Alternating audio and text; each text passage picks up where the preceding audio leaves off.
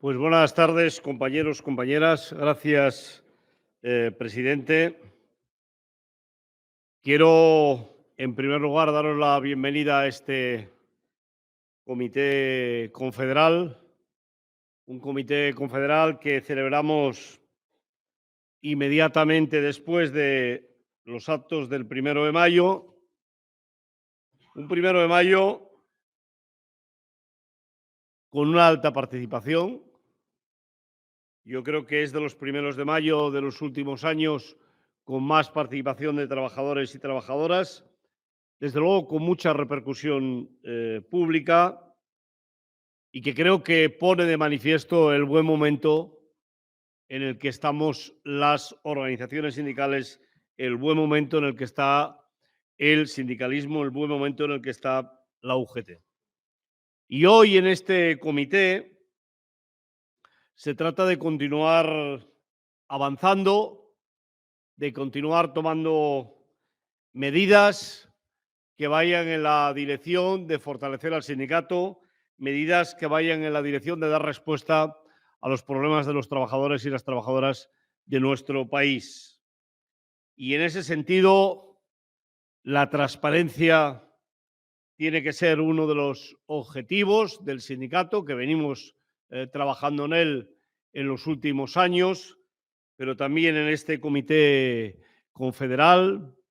La participación, la pluralidad, la feminización del sindicato, la diversidad, el medio ambiente, son algunos de los ejes fundamentales que tiene que continuar trabajando el sindicato en los próximos tiempos. Compañeros y compañeras, este 1 de mayo hemos venido situando la necesidad de trasladar a los trabajadores y a las trabajadoras de dónde venimos. Porque a mí me parece que es muy importante no solo proyectar cuáles son nuestras propuestas de futuro, sino también ser capaces de trasladar a los trabajadores y a las trabajadoras cuáles son las conquistas que hemos conseguido en estos últimos años y concretamente en este último año y medio. Puede parecer que la reforma laboral es pasado, es una página que ya hemos pasado, pero compañeros y compañeras, conviene recordar que la reforma laboral es un instrumento extraordinariamente positivo para continuar cambiando las relaciones laborales en nuestro país. Hemos pasado la temporalidad de una tasa del 28% a menos del 14%. Y eso en sí ya representa un cambio absolutamente extraordinario. Hemos rebajado la tasa de temporalidad de una manera muy especial en los jóvenes, de una manera muy especial en las mujeres. Pero es que el acuerdo de la reforma laboral no es el único. La ley Riders, de la que hoy casi todos los países que están trabajando el tema de las plataformas tiran cuando quieren legislar, cuando quieren hablar de esa materia. La ley del teletrabajo, que hay que desarrollar en la negociación colectiva, pero que empieza a ser un instrumento importante para los trabajadores y las trabajadoras de nuestro país. O la prevalencia de los convenios colectivos, que es una cuestión en la que hay que incidir de manera permanente. No hay ninguna razón para que en una empresa un trabajador o una trabajadora que esté trabajando dentro del mismo centro de trabajo en una subcontrata no cobre el mismo salario que los trabajadores del sector de actividad en cuestión. Y seguramente cuando vemos la diferencia que hay entre el aumento de salarios que da el Ministerio de Trabajo en relación con la subida de los convenios colectivos y el que luego podemos deducir de los datos de la Hacienda Pública, ahí está seguramente un poco la explicación de por qué crecen mucho más los salarios en relación con la renta que le declaramos los trabajadores y las trabajadoras que la propia estadística de registro de convenios. Porque hay muchos trabajadores y muchas trabajadoras que han pasado de cobrar un convenio de una empresa de servicios integrales al convenio del sector, y con eso se han mejorado de manera muy importante sus condiciones de trabajo. Y hay que explicarlo. Y hay que explicarlo, en primer lugar, para que todo el mundo sea consciente que esto no cae del cielo, que esto no es algo que nadie nos regale de manera gratuita, que esto se ha conseguido con el trabajo diario, permanente, de nuestras organizaciones, con la movilización, seguramente que también, ¿por qué no decirlo?, con un gobierno progresista, pero en todo caso, sin la actuación decidida, permanente de las organizaciones sindicales, no hubiéramos podido avanzar de ninguna de las maneras.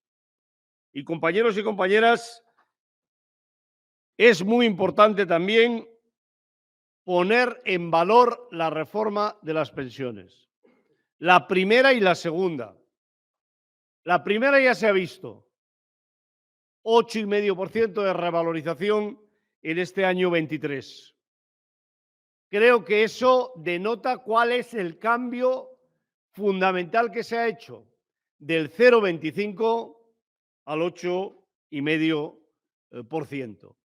Es decir, de una revisión máxima fija del 0,25 a que las pensiones suban de acuerdo con el crecimiento de los precios. Pero la segunda parte de la reforma de las pensiones es, si cabe, todavía más importante que la primera. Hemos conseguido, compañeros y compañeras, ir a una reforma del sistema manteniendo los derechos de los trabajadores y de las trabajadoras, de los futuros pensionistas de nuestro país, manteniéndolos plenamente. Y que nadie se equivoque, el sistema de pensiones español es uno de los más productivos de Europa.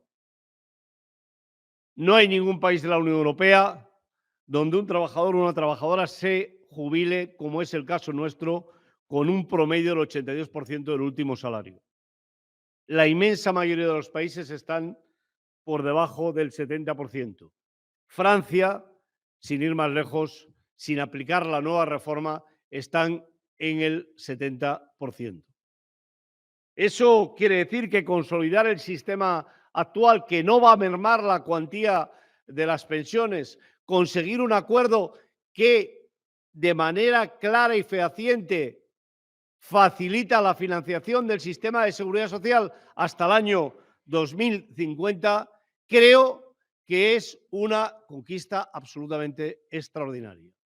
Y hay que conseguir que se conozca, que se explique, que se valore, porque esa es la mejor manera de que podamos conseguir que se mantenga. No es casualidad que haya en nuestro país quienes pretendidamente a la izquierda o a la derecha han simpatizado los unos con la reforma de Macron y los otros con las manifestaciones que se estaban celebrando en Francia. O mejor dicho, echándonos en cara que nosotros estuviéramos en la misma situación. Y es que, compañeros y compañeras, las personas que entienden, que quieren entender, que se acercan a cómo se hacen el cálculo para las pensiones, saben perfectamente que no es lo mismo tener que cotizar 43 años para llegar a la pensión máxima, que es el caso de Francia, a cotizar 38 para llegar a la pensión máxima, que es el caso de España. Pero es que además, cuando se dice que en Francia la jubilación es a los 64 años, se está diciendo una verdad a medias que es mentira. Es decir, para que una persona en Francia pueda jubilarse a los 64 años con el 100% de la pensión, tiene que tener cotizados al sistema de pensiones 43 años. Y eso es casi imposible. A partir de ahí se puede jubilar a los 64, claro, perdiendo de su pensión, como se puede jubilar en España a los 62, perdiendo de su pensión. Y digo todo esto porque los que les gusta el sistema Macron, los que les gustaría que en España pasáramos de 38 años de cotización para llegar a la pensión plena a 43, están ahí. Han votado en contra de la reforma de las pensiones, como lo hicieron en contra de la reforma laboral, y están esperando a ver si llega su oportunidad para poder cargarse el sistema de pensiones. Compañeros y compañeras, creo que tenemos que intentar consolidar el sistema de concertación social como método de participación de las organizaciones sindicales en aquellas cuestiones que nos atañen más a los trabajadores y a las trabajadoras. Y eso en parte y con deficiencias lo hemos conseguido durante esta legislatura.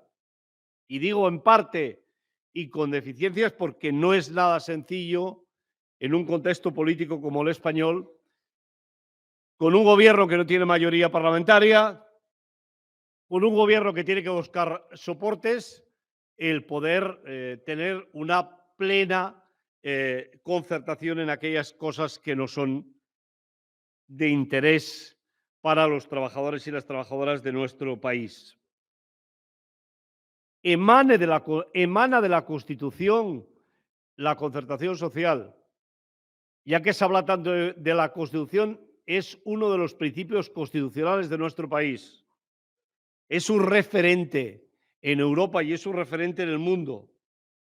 Y hay que consolidar la concertación, sea quien gobierne en nuestro país. Y ese tiene que ser el objetivo que tenemos que perseguir desde las organizaciones sindicales. Ese es el objetivo que tenemos que perseguir desde la Unión General de Trabajadores y de Trabajadoras. Es evidente que estamos en una situación económica mejor que la que nos habían predicho. El apocalipsis que anunciaban ahora hace un año, recordar aquella concentración justamente para conseguir el ANC delante de la COE, en la que tuvimos aquella expresión de que se vayan a hacer puñetas, que nos dejen disfrutar el verano, la que nos cayó. Pues tampoco nos habíamos equivocado tanto. En realidad, no nos equivocamos nada. La situación económica en España es una situación realmente mejor que la media de los países de la Unión Europea.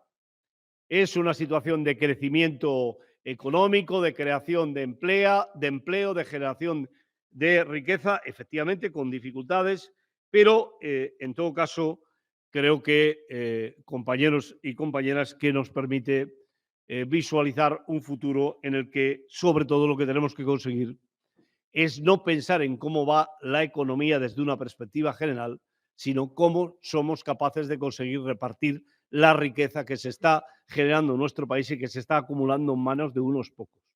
Ese es el tema de fondo.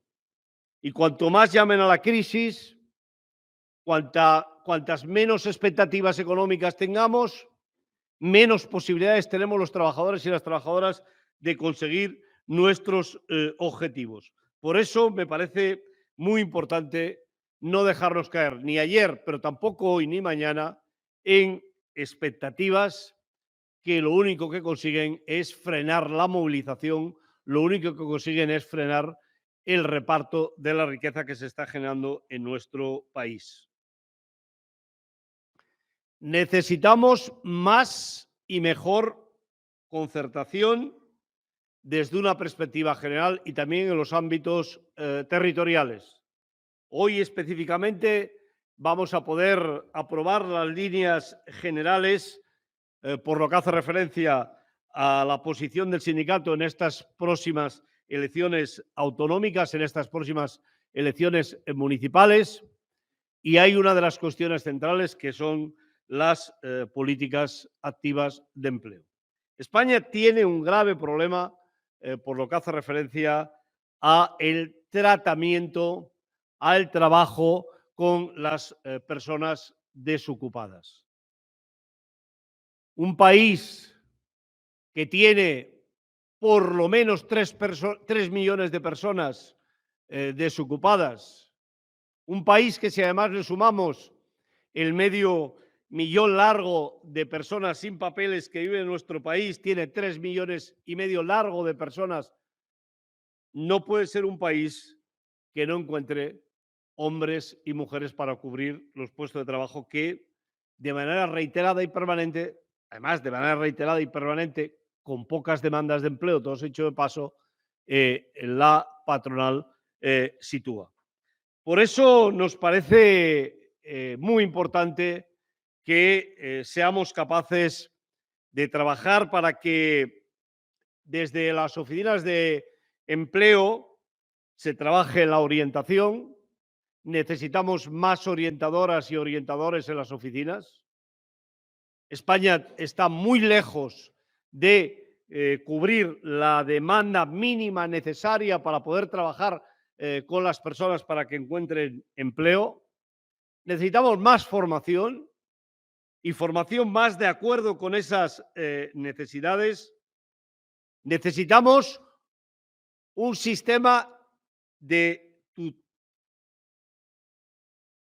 tutelación para los trabajadores y las trabajadoras que están en desempleo. Es decir, necesitamos que haya personas que hagan de tutores, que puedan acompañarles, no solo haciéndoles la entrevista, sino que puedan acompañarles durante el proceso en el que están buscando empleo. Y esas son cuestiones que deberían de formar parte del debate que hay en estos momentos. Tiene poca importancia algunas de las cuestiones que un día sí y otro también aparecen como consecuencia de el proceso inminente de elecciones. Lo que realmente tiene importancia es que desde los servicios de empleo de las comunidades autónomas se tomen las medidas necesarias para que no haya ninguna persona desempleada que no tenga una respuesta. Y la reforma laboral trae consigo algunas cuestiones nuevas que tenemos que abordar.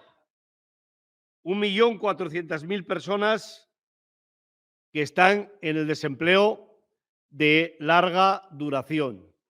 Es decir, que llevan más de 2 años desempleadas. Efectivamente, en la medida en que hay menos movimiento, porque hay más contratos de carácter indefinido, es evidente que los niveles de desempleo tienden a cronificarse y eso genera más necesidad de más políticas, por lo que hace referencia a las personas que están desempleadas. No es verdad. Vamos a negar la mayor. En nuestro país no hacen falta ir a buscar trabajadores a ningún otro sitio. Los hay aquí. Hay que trabajar con ellos. Tenemos que conseguir que todas las personas que están en nuestro país, que están en el desempleo, tengan la posibilidad de tener una oferta de trabajo, tengan la posibilidad de acceder a un nivel de formación que les permita poder acceder a esos puestos de trabajo. Y en ese sentido, yo vuelvo a reiterar ante el Comité Confederal que desde la Comisión Ejecutiva Confederal nos vamos a oponer a cualquier proceso de contratación en origen. Cualquier proceso, efectivamente, que no esté plenamente justificado, que no sea efectivamente porque se ha buscado a las personas y porque son profesiones que no se encuentran en nuestro país.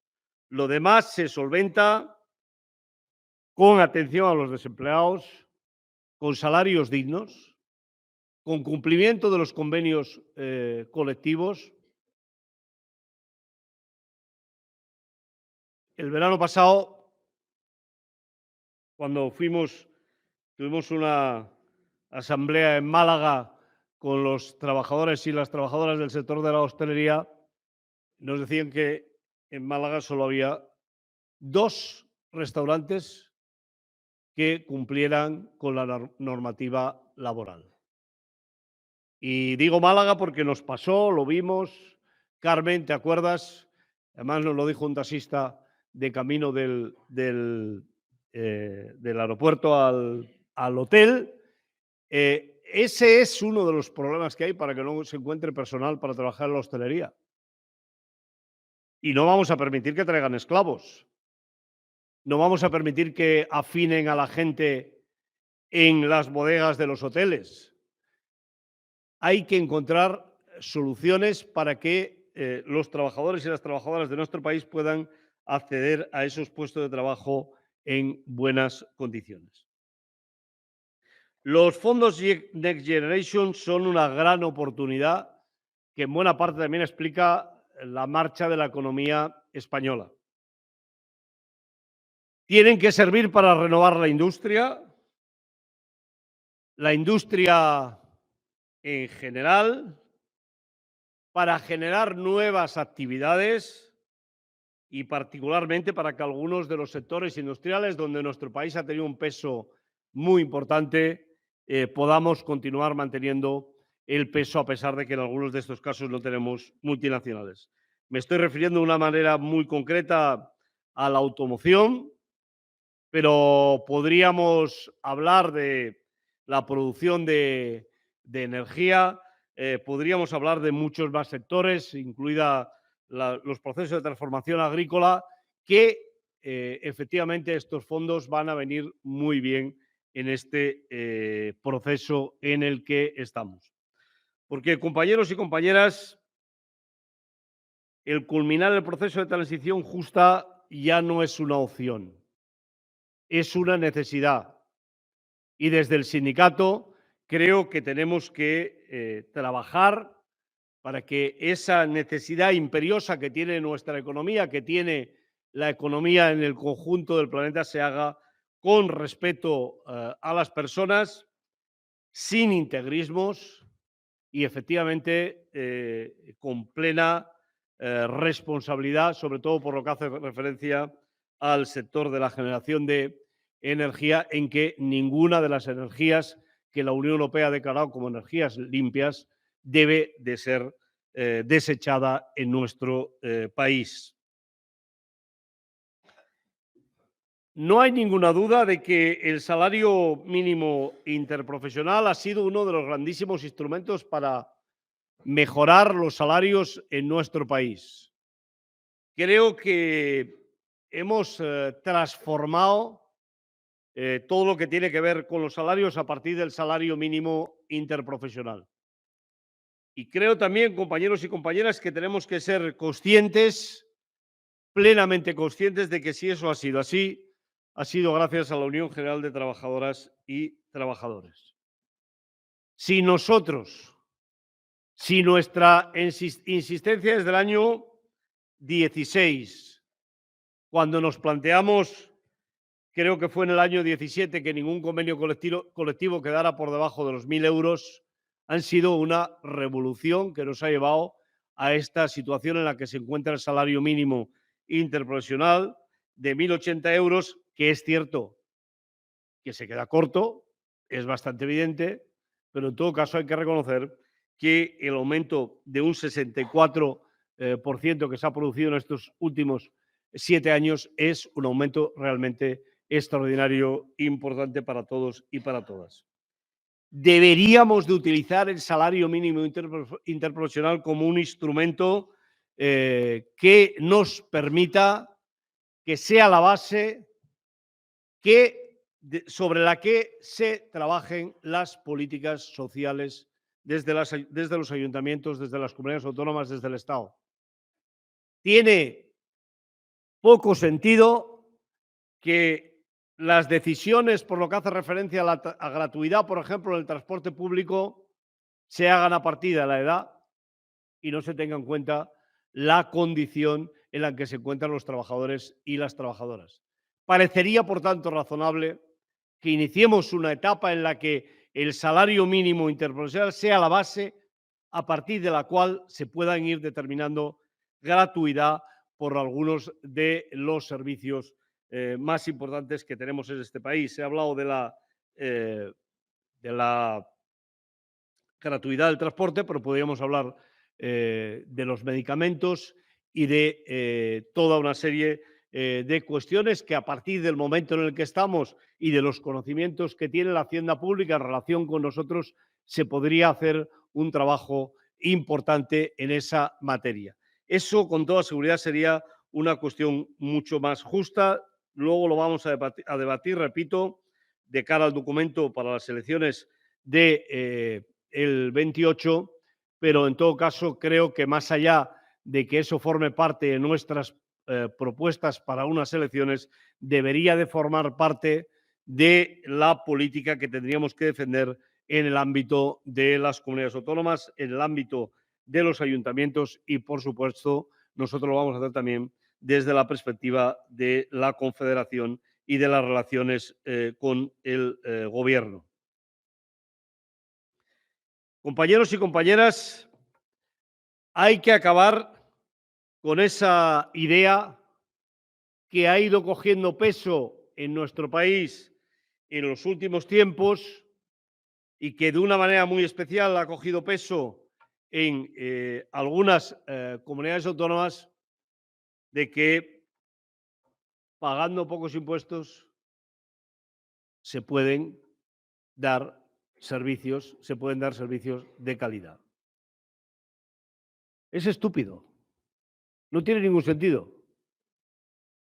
Podemos discutir si los impuestos que se cobran se gestionan eficazmente o no.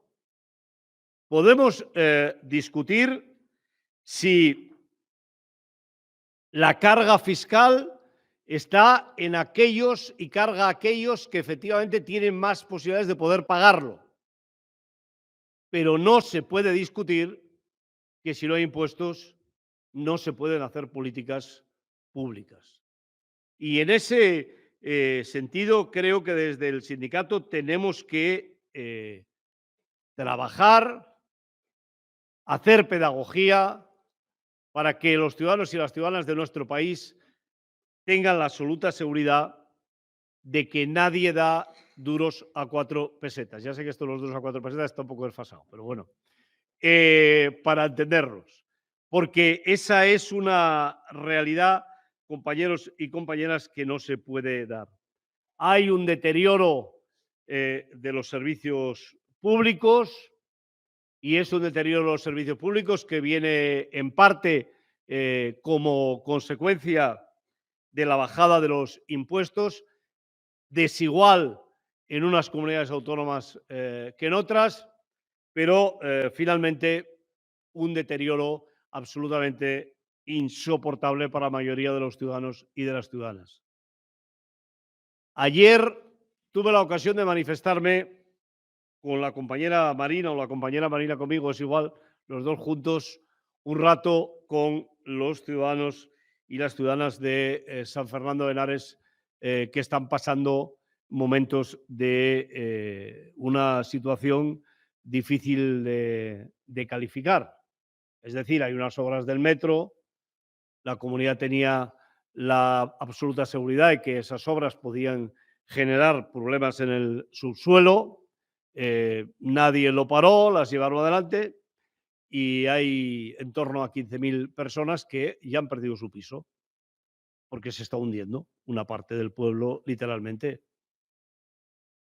Claro, la pregunta es, ¿cómo es posible que la comunidad más rica de España tenga a 15.000 personas que están en esa situación como consecuencia directa de la negligencia del Gobierno de la Comunidad de Madrid y no sea capaz de dar respuesta?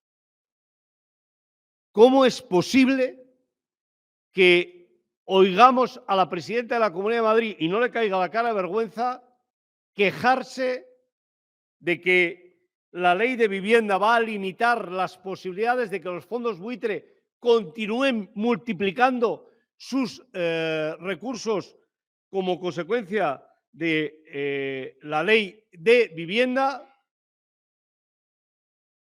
y su gobierno no sea capaz de solventar un problema a personas que se les ha robado su vivienda. Porque es el Gobierno de la Comunidad de Madrid quien hace las obras del metro, porque es el Gobierno de la Comunidad de Madrid el que tiene que dar una respuesta a los ciudadanos y a las ciudadanas de San Fernando. Y os digo esto porque seguro que muchos de vosotros ni lo sabíais. Porque ni siquiera eso se habla mucho en la Comunidad de Madrid. Pues eso tiene que ver con las bajadas de impuestos que siempre van a favorecer a los mismos. Eso tiene que ver con intentar convertir a Madrid en un paraíso fiscal que haga la competencia a el conjunto del país. Tenemos que trabajar, compañeros y compañeras, a fondo. Este 1 de mayo lo hemos empezado a situar desde la Comisión Ejecutiva Confederal con aquellos colectivos de autónomos, de pequeños empresarios que tienen situaciones difíciles. Porque efectivamente la manera de trabajar y de producir en el mundo ha cambiado. Y hoy hay muchos autónomos que seguramente que están representados en la organización de autónomos más cercana o incluida dentro de la gran patronal, que piensan que porque tienen 2 o 3 trabajadores que su problema es si les sube el SMI a sus trabajadores y a sus trabajadoras. Que hay muchos empresarios de pequeñas empresas que creen que la manera mejor para funcionar su empresa es ver cómo apretan un poco más a su trabajador y a su trabajadora y no le pagan el convenio colectivo. Cuando en realidad su problema está y se sienta en la misma mesa donde se sientan los responsables de esas organizaciones. Es decir, está en las grandes corporaciones de este país que se quedan las contratas enteras y que van hacia abajo trasladando las pérdidas. De tal manera que cuando llega la hora de construir algo, cuando llega la hora de hacer una obra, no hay recursos para hacerla y finalmente quienes acaban pagando el pato son los trabajadores y las trabajadoras. Por eso me parece, compañeros y compañeras, que es importante pedirles que no hierren el tiro. El problema no son sus trabajadores, el problema es un sistema que tiene que ser más transparente. Y de la misma manera que el sector agrícola está implementando que no se pueda vender a pérdidas, todos los procesos de subcontratación deberían tener un proceso de transparencia, que se supiera quién y dónde se quedan los recursos de la obra o del servicio que se tiene que dar, porque si no, compañeros y compañeras, realmente esto es una situación que solo beneficia a unos pocos. Tenemos que trabajar cerca de las personas que están trabajando en la economía sumergida, que hoy todavía, por desgracia, es una realidad en nuestro país. Muchas mujeres y muchos hombres que trabajan en la economía sumergida y en la no sumergida, que están en la calle, que duermen en la calle y que del lugar donde están en la calle van a trabajar por las mañanas. Y los vemos cada día.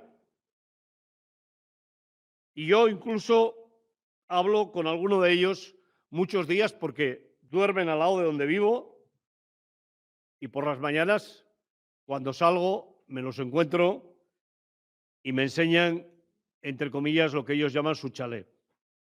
Incluso se quejan de los días que hay juerga en la calle y no les dejan descansar. Esta es una situación insoportable en nuestro país. Hay que dar solución a esos problemas.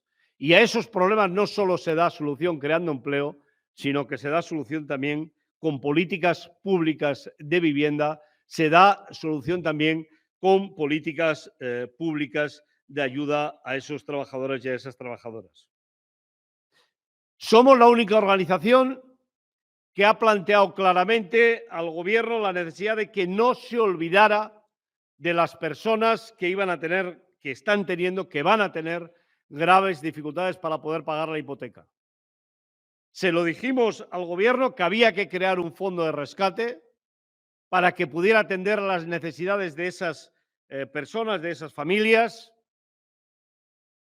La respuesta pública es que ya se había llegado a un acuerdo con la banca, con el sector financiero, y la otra no os la diré para que no os queme más la sangre todavía. Pero en realidad, hoy, compañeros y compañeras, es evidente que necesitamos que el Gobierno piense en que va a ser necesario un fondo para poder garantizar que no haya desahucios en nuestro país, para garantizar que las personas que tienen una hipoteca pendiente la puedan pagar. Compañeros y compañeras, desde el sindicato tenemos que estar cerca de las mujeres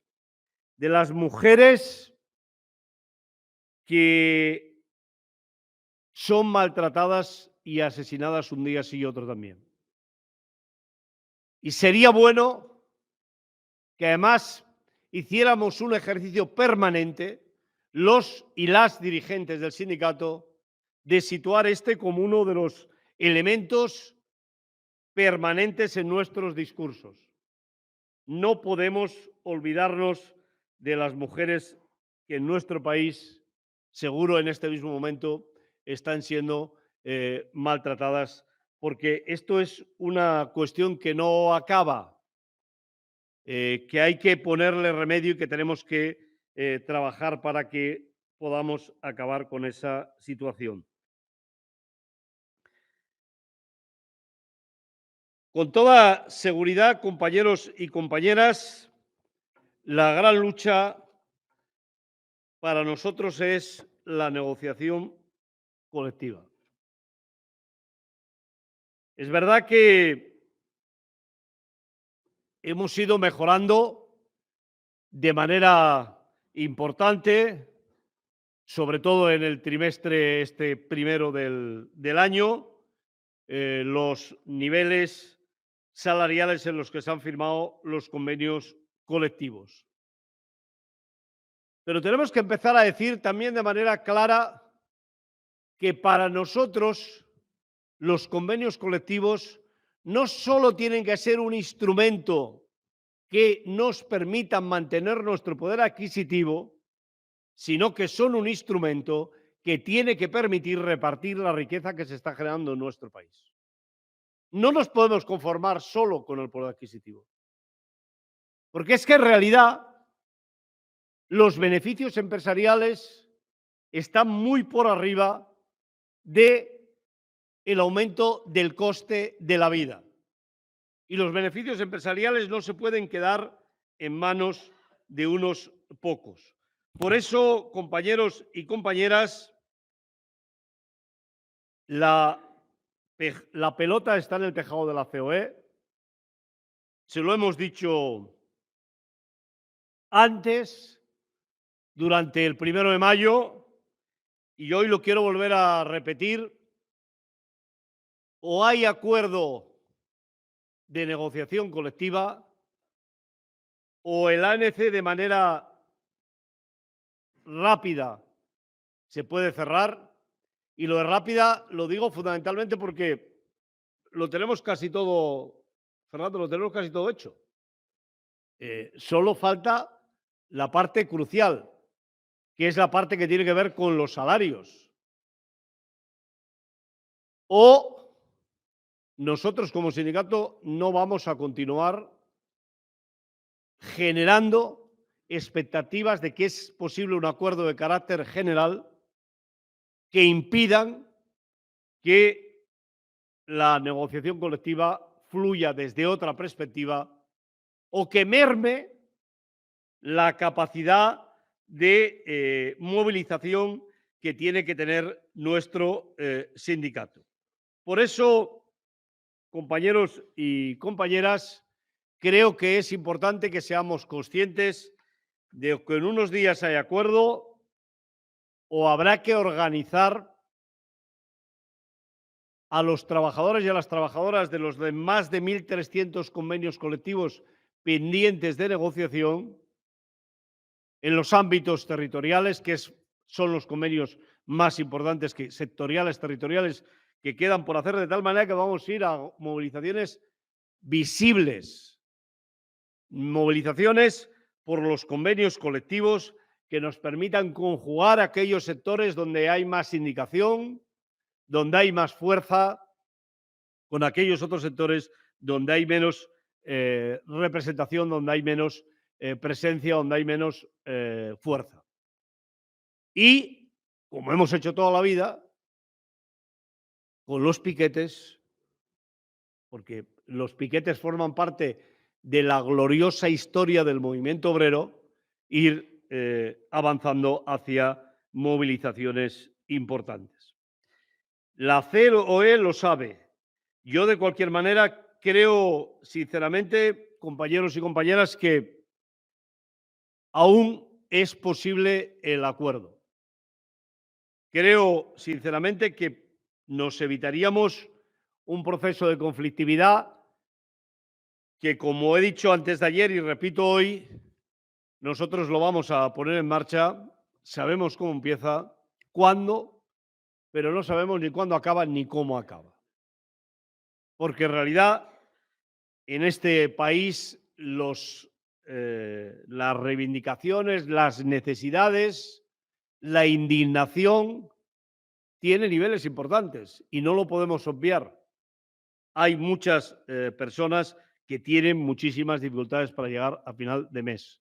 Y lo sabéis como yo, solo hace falta pasear, ver lo que ocurre en la calle para darnos cuenta hasta qué punto eso es así.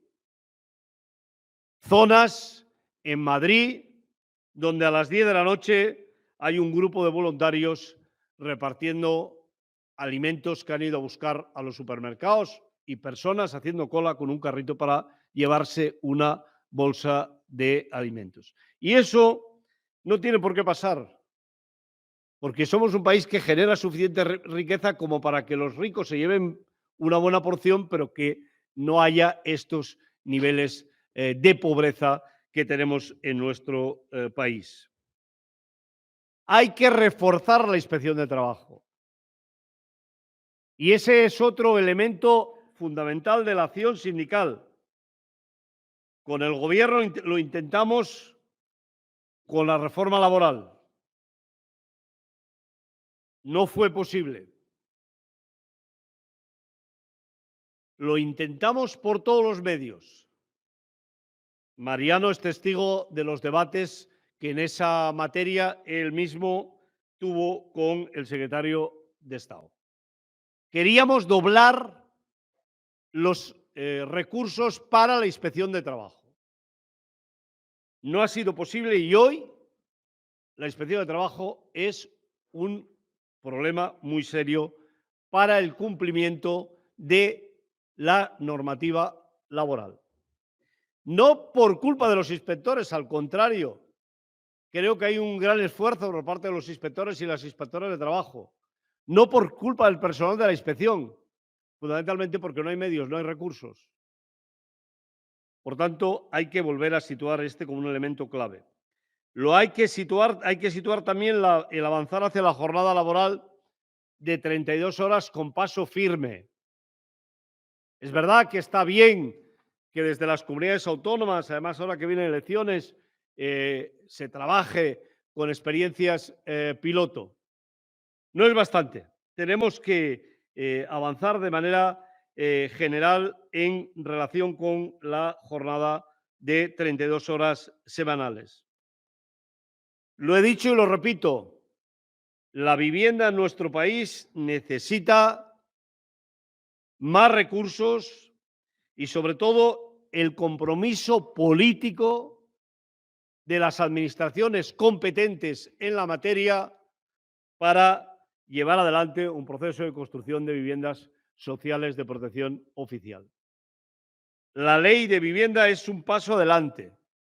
La hemos estado trabajando con los colectivos más activos en la lucha por que los ciudadanos y las ciudadanas de nuestro país tengan acceso a una vivienda.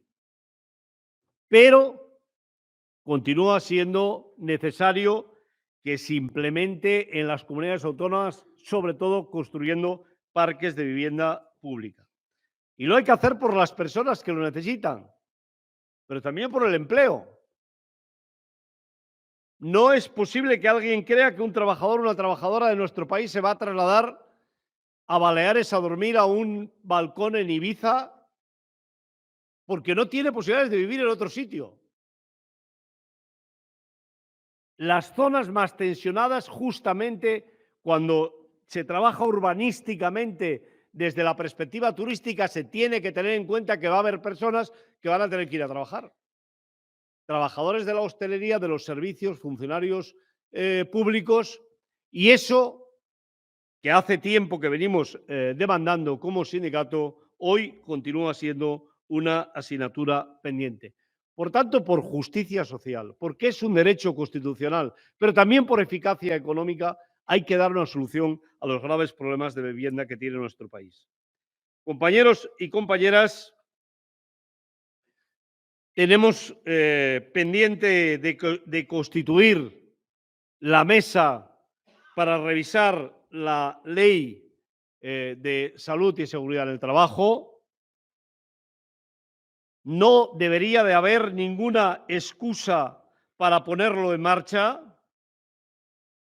El Gobierno lo está dilatando de manera absolutamente innecesaria y yo quiero aprovechar este Comité Confederal para exigirle al Gobierno que de manera inmediata nos pongamos manos a la obra.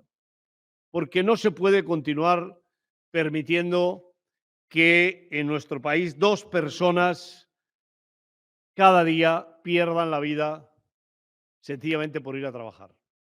No se puede permitir que en nuestro país miles, decenas de miles de personas sufran accidentes de trabajo que, si no son mortales, desde el punto de vista físico es como si lo fueran, que los deja en una situación que les impide poder continuar trabajando y en muchos casos poder vivir dignamente. Por eso nos parece que este es un tema muy importante, es un tema trascendental. Estamos, por tanto, en un proceso, yo creo que muy importante para el país. Hay que consolidar todo lo que hemos conseguido. El sindicato ha hecho propuestas extraordinariamente positivas que yo también tengo la sensación que no siempre le sacamos el fruto que le teníamos que sacar. Tengo la absoluta convicción de que antes de que acabe el año 23, el Comité de Derechos Sociales de la Unión Europea nos habrá dado la razón de que hay que revisar el precio del despido.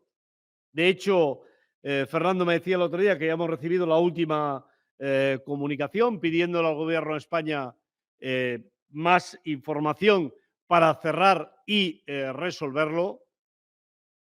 Eso no es suficiente, pero es un paso importante y sobre todo es una declaración de intenciones por parte de nuestro sindicato de que no vamos a dejar nada atrás. Quiero decir que vamos a volver a hablar de las causas objetivas de despido, que vamos a volver a hablar de la forma en la que se ejecutan los despidos colectivos y, por tanto, recuperar la autorización administrativa previa, que vamos a volver a hablar de los salarios de tramitación, que vamos a volver a hablar de todas aquellas cuestiones que en la primera fase de la reforma laboral pues no se pudieron hablar porque el Gobierno no quiso hablar de ellas, porque la COE no quiso hablar de ellas, pero en ningún caso para nosotros eso es una renuncia, sino todo lo contrario. Queremos convertir este periodo de tiempo hasta las próximas elecciones generales en un debate en relación con esas cuestiones que nos parece que nos va a aportar más luz, más claridad y más posibilidades a los trabajadores y a las trabajadoras de nuestro país de cara al futuro. Y mientras tanto, creo que la organización también tiene que ir viendo y trabajando desde todos los campos para plantarle cara a la ultraderecha. La ultraderecha tiene una cruzada contra las organizaciones sindicales. Y si me permitís, tiene una cruzada especialísima contra la UGT. Y eso, compañeros y compañeras, no es porque sí. La gente tiene que saber que es porque somos la piedra que va a impedir que arrasen con todo en nuestro país. Por eso me gustaría que el conjunto del sindicato sea consciente de que hay que trabajar cada día para conseguir parar los pies a la ultraderecha, como lo están haciendo las organizaciones sindicales en el conjunto de la Unión Europea. Esta es una guerra en la que nos jugamos la libertad, nos jugamos nuestros derechos y en la que la Unión General de Trabajadoras y Trabajadores siempre ha estado presente. Por tanto, yo creo sinceramente que venimos a un buen ritmo, hemos mejorado, hemos recuperado musculatura, tenemos por delante un proceso importantísimo de elecciones sindicales en el año 23, hemos celebrado las del año 22 en unas condiciones, yo creo que muy positivas para la organización. Hay que hacer lo mismo en el año 23, unas elecciones sindicales en el año 22 muy positivas para las organizaciones sindicales de clase, por mucho que les pese a quien le pese, hemos crecido colectivamente en número de representantes y somos las organizaciones sindicales que con diferencia más crecen en relación con el resto de organizaciones sindicales. Y eso lo debemos sobre todo a la eficacia y al trabajo que hacéis desde las organizaciones del sindicato. Yo ya sé que muchas veces con presión, que vamos a continuar ejerciendo, no tengáis ninguna duda, pero en todo caso yo quiero aprovechar este Comité Confederal para agradecerlo a todas y a todos. Muchas gracias.